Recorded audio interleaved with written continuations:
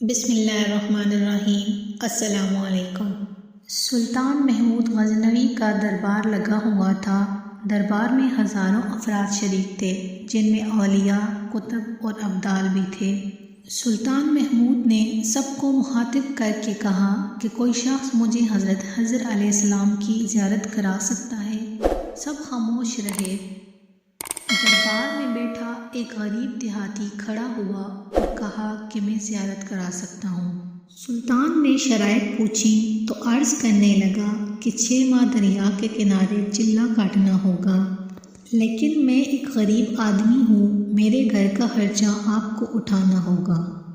سلطان نے شرط منظور کر لی، اس شخص کو چلہ کے لیے بھیج دیا اور گھر کا خرچہ بادشاہ کے ذمے ہو گیا۔ 6 ماہ گزرنے کے بعد سلطان نے اس شخص کو دربار میں حاضر کیا اور پوچھا تو دیہاتی کہنے لگا، حضور کچھ وظائف الٹے ہو گئے ہیں، لہٰذا 6 ماہ مزید لگیں گے۔ مزید 6 ماہ گزرنے کے بعد سلطان محمود کے دربار میں اس شخص کو دوبارہ پیش کیا گیا تو بادشاہ نے پوچھا کہ میرے کام کا کیا ہوا؟ یہ سن کر دیہاتی کہنے لگا، بادشاہ سلامت، کہاں میں گنہگار اور کہاں حضرت خضر علیہ السلام، میں نے آپ سے جھوٹ بولا، میرے گھر کا خرچہ پورا نہیں ہو رہا تھا، بچے بھوک سے مر رہے تھے، اسی لیے ایسا کرنے پر مجبور ہوا۔ سلطان محمود غزنوی نے اپنے ایک وزیر کو کھڑا کیا اور پوچھا کہ اس شخص کی کیا سزا ہے؟ وزیر نے کہا، اس شخص نے بادشاہ کے ساتھ جھوٹ بولا ہے، لہٰذا اس کا گلا کاٹ دیا جائے۔ دربار میں ایک نورانی چہرے والے بزرگ بھی تشریف فرما تھے، کہنے لگے، بادشاہ سلامت، اس وزیر نے بالکل ٹھیک کہا۔ بادشاہ نے دوسرے وزیر سے پوچھا، آپ بتاؤ۔ اس نے کہا کہ اس شخص نے بادشاہ کے ساتھ فراڈ کیا ہے، اس کا گلا نہ کاٹا جائے بلکہ اسے کتوں کے آگے ڈالا جائے تاکہ یہ ذلیل ہو کے مرے، اسے مرنے میں کچھ وقت تو لگے۔ دربار میں بیٹھے اسی نورانی چہرے والے بزرگ نے کہا، بادشاہ سلامت، یہ وزیر بالکل ٹھیک کہہ رہا ہے۔ سلطان محمود غزنوی نے اپنے پیارے غلام ایاز سے پوچھا کہ تم کیا کہتے ہو؟ ایاز نے کہا، بادشاہ سلامت، آپ کی بادشاہی سے 1 سال ایک غریب کے بچے پلتے رہے، آپ کے خزانے میں کوئی کمی نہیں آئی اور نہ ہی اس کے جھوٹ سے آپ کی شان میں کوئی فرق پڑا۔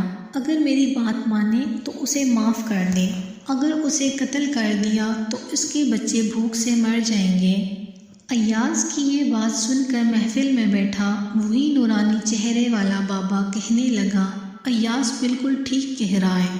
سلطان محمود غزنوی نے اس بابا جی کو بلایا اور پوچھا، آپ نے ہر وزیر کے فیصلے کو درست کہا، اس کی وجہ مجھے سمجھائی جائے۔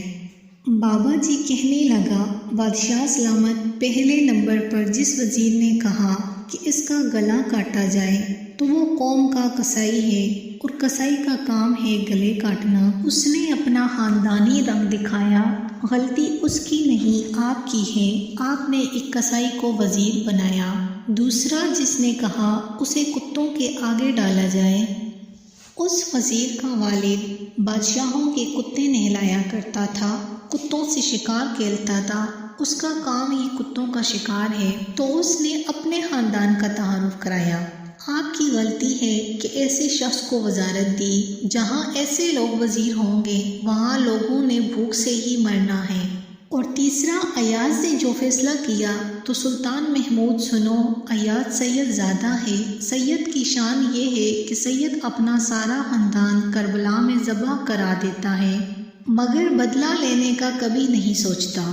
سلطان محمود اپنی کرسی سے کھڑا ہو جاتا ہے اور ایاز کو مخاطب کر کے کہتا ہے، ایاز تم نے آج تک مجھے کیوں نہیں بتایا کہ تم سید ہو؟